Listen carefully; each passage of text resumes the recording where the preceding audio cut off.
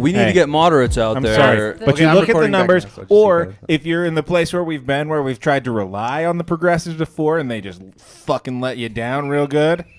Like, no, you know. it's because you have people. You're not doing dick to inspire those people. Exactly, dude. Dick to inspire they don't do shit. Yeah, it's but like you can still be a moderate and not. You can still be a moderate and not talk like a Republican. Like you can sit there and frame things in a liberal framework and be a Democrat and not sit there and go, well, I believe that it's Medicare for all or nothing. Like you can believe in a public option and still frame it healthcare as a right and not as a commodity. Yeah. You know, and if the Democrats were coming out, if the Democrats had some kind of proposal now as to how we should do tax reform differently, then it would give everybody something to rally around and say, "Hey, this is what it means to be a Democrat." But they do. There don't even know what it means to be a people Democrat. out there that have those ideas, and like, I feel like they don't get heard. They lose elections.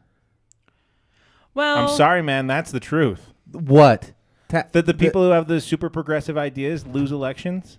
It's not super progressive to think that like taxing food is a bad idea. John and maybe Huntsman we should believes tax. in that.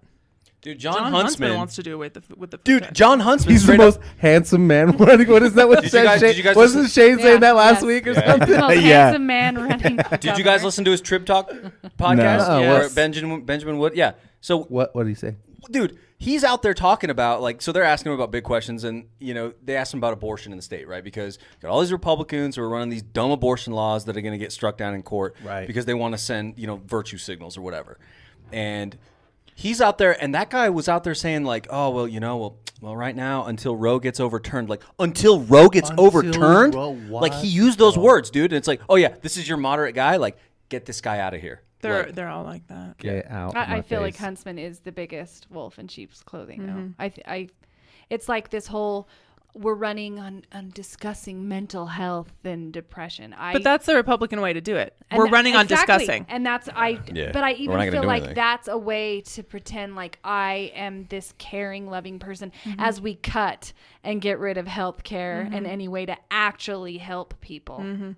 And so then they can say, oh, well, the Huntsman's opened this special institute for this, and this is why we don't need government involved, because private entities will do private it. entities will care for it. And that's what I feel like it's when those private philanthropists decide to run for office. Yeah. They'll fund all of these things. Yeah, philanthropy is the way before government. Ask Dan McKay, he'll tell you. Government is the last option.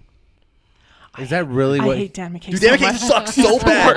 I hate that man. Who is that man? Is that the McKay Hospital guy? He is a senator from. He was a rep, and now he's a senator. He's from Draper, Riverton area. Yeah. His wife is the one who put forward the anti-choice resolution in the fucking city council. Yeah, in the city council, she started that. Fuck them. He's the one who's running the anti-choice bill to make abortion illegal in Utah.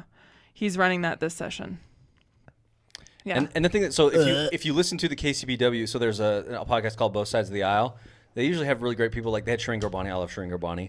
They had her on last. Oh yeah, she's way nice. They have Natalie Gochner on there, who pretends to be a moderate even though she's not. Ew, I can't even. It's gross, yeah. With Natalie and then it's always Dan freaking McKay, and then they ask him questions about like national stuff. Like, so Dan, did you watch the Democratic debate? No, I didn't watch any of it. Those guys are all idiots. Like, oh, thanks. That's super. Like, why are you on the show? Or like, did you watch any of the impeachment inquiry? No, it's just a witch hunt. Blah blah. Like, why is he on the show? Like, he provides nothing. And then I kind of want to invite him on our show. She turns over here and she starts talking to the person on the left, whether that's Brian King, Shireen Garbani, Jason Cantor with you guys, right? He goes on, and they actually have substantive discussion. But this guy's over here just throwing bombs. It's like, why is he here? Because he has an R next to his name, and he doesn't. It's a waste have of time, to know dude. anything. The guy's a waste of time.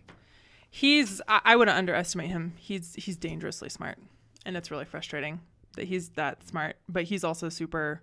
He's like what we envision a super far right Republican to be, but not quite Tea Party. He's that combined with really smart. So that's why he's not scared. Well, I don't think he's an idiot. I'm just saying that, like, and he doesn't do his homework. And his constituents like it. Like in that area, in that Draper, Riverton. I lived in Riverton for a while. In that area, it's 60-70% for Trump.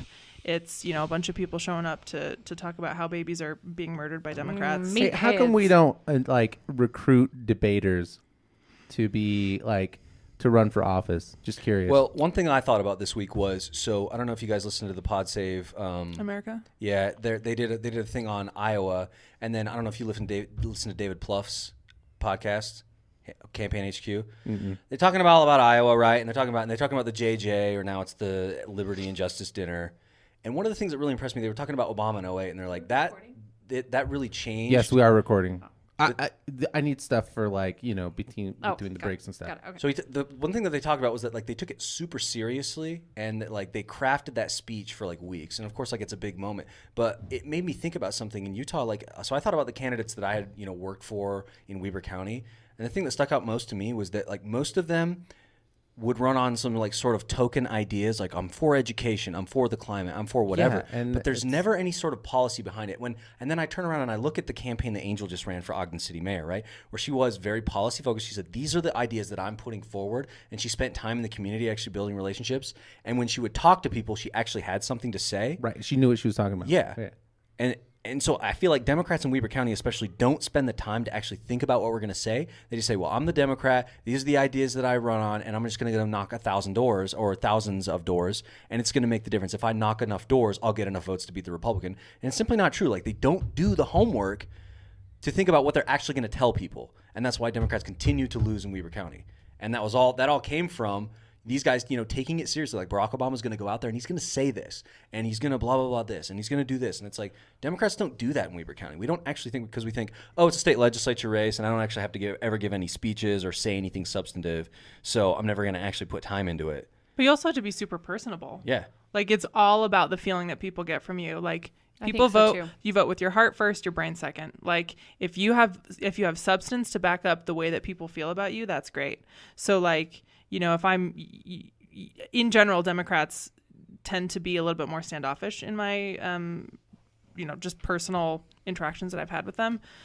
Speaking as someone who is a Democrat, but we're always just this and that and this, and it's you should feel warm when you connect with a politician, because we think that we'll win on the facts and win on the policy. Facts don't, and then we don't. I think neglect that warmth. Yeah. Well, and I think that's the success of Angel's campaign, right? Was that she was that person in the community, showing up to stuff, being that personable person. But she also had, the chops to back it up. She was at that. Yeah, if you have She both, ate great. there. No, she had a lot. Why are you laughing at because the way I said it? I'm sorry. Great contribution. Okay. That was my all right. Great contribution.